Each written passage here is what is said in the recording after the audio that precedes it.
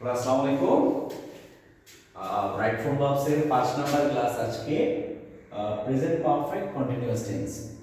আমরা জানি present perfect continuous tense সম্পর্কে অনেকে ক্লিয়ার ধারণা না থাকলে আজকের ক্লাসে ক্লিয়ার হয়ে যাবে। সেটা হচ্ছে কোনো একটা কাজ পূর্ব থেকে আগে থেকে চলতেছে, এখনো চলছে, মানে আগে থেকে কোনো কাজ চলমান কিন্তু বর্তমানে এটা কি চলতেছে, সেটা হচ্ছে প্রেজেন্ট পারফেক্ট কন্টিনিউয়াস টেন্স। যেমন আমরা বলতে পারি যেহেতু বর্ষাকাল, এখন সকাল থেকে বৃষ্টি হচ্ছে, সকাল থেকে বৃষ্টি হচ্ছে, তার মানে সকালটা এখন বিকালবেলা, সকাল থেকে বৃষ্টি হচ্ছে, তার মানে সকাল আগে আগে থেকে বৃষ্টি শুরু হয়েছে কিন্তু এখনো এটা চলমান আছে, একটু পর পর হচ্ছে, সুতরাং এটা কি প্রেজেন্ট পারফেক্ট কন্টিনিউয়াস টেন্স।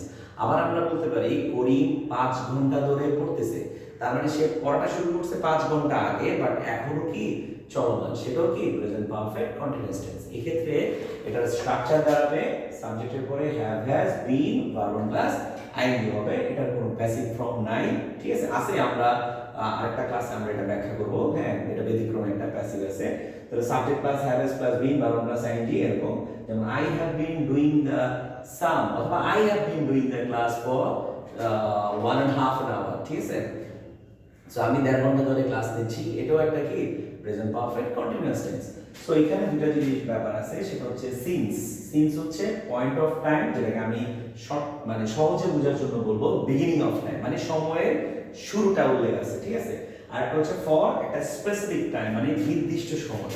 যেমন আমি যদি এটাকে একটু চেঞ্জ মানে বুঝাইতে চাই, আমি যদি বলি সিন্স এবং ফর, এই দুটোটা যদি বুঝতে চাই, যেমন আমি বললাম যে 1970, ঠিক আছে? 1970 from morning, evening, okay, today, ঠিক আছে, last year, ওকে। তো এই যে শব্দগুলো 1970 থেকে, যেমন আমরা স্বাধীন হয়েছি, আমাদের দেশ স্বাধীন হয়েছে 1971 সাল থেকে। 1971 সাল থেকে এই যে 2024 সাল, প্রায় অলমোস্ট 53 or 4 ইয়ার্স, এই আমরা যে স্বাধীনতা ভোগ করতেছি, হ্যাঁ, এটা হচ্ছে কি প্রেজেন্ট পারফেক্ট কন্টিনিউয়াস টেন্স। তাই 1971 সাল থেকে আমরা স্বাধীনতা ভোগ করতেছি, এখানে সময়ের শুরুটা উল্লেখ আছে কিন্তু নির্দিষ্ট কোনো টাইম নেই যে কত বছর ভোগ করতেছি। যদি আমি বলি যে 50 বছর স্বাধীনতা ভোগ করতেছি, 55 বছর স্বাধীনতা ভোগ করতেছি, তখন এটা হবে ফর, ঠিক আছে? তাহলে এই যে 1971 সাল থেকে থেকে শব্দটা আসছে, এটা হচ্ছে কি এই 1971 সাল থেকে 1970 সাল থেকে 2020 সাল থেকে 3 বছর ধরে প্রতি সকাল থেকে, বিকাল থেকে, ইভিনিং থেকে, আজকে থেকে, গত বছর থেকে চলমান কোনো কাজ এরকম যদি হয়, তখন এখানে আমরা সিন্স বলি, ঠিক আছে? একদম ছোটবেলা থেকে আমরা যে রুলসটা আমরা বিভিন্ন বইয়ে আমরা পেয়ে আসছি, সেটা হচ্ছে এরকম যে it has been raining, it has been raining since morning, it has been raining since morning. অথবা আমি বলতে পারি যে তারা ক্লাস করতেছে, যেমন they have been conducting the class since noon, দুপুর থেকে। তাহলে দুপুর থেকে সময়ের শুরুটা আছে, কতক্ষণ বলা নাই, সেই ক্ষেত্রে সিন্স ব্যবহৃত হবে, প্রেজেন্ট পারফেক্ট কন্টিনিউয়াস টেন্স হবে। আর যদি স্পেসিফিক কোন টাইম থাকে, যেমন 5টা থেকে পড়তেছে, তাহলে এটাও কিন্তু সিন্স। কিন্তু যদি বলি 5 ঘন্টা পড়তেছে, 5 ঘন্টা বা 2 ঘন্টা পড়তেছে, 10 বছর ধরে আমি এই বাড়িতে বাস করি, 10 বছর ধরে আমি এই বাড়িতে বাস করি, আমি বললাম সে 71 বছর ধরে এই সম্পত্তির মালিক, ঠিক আছে?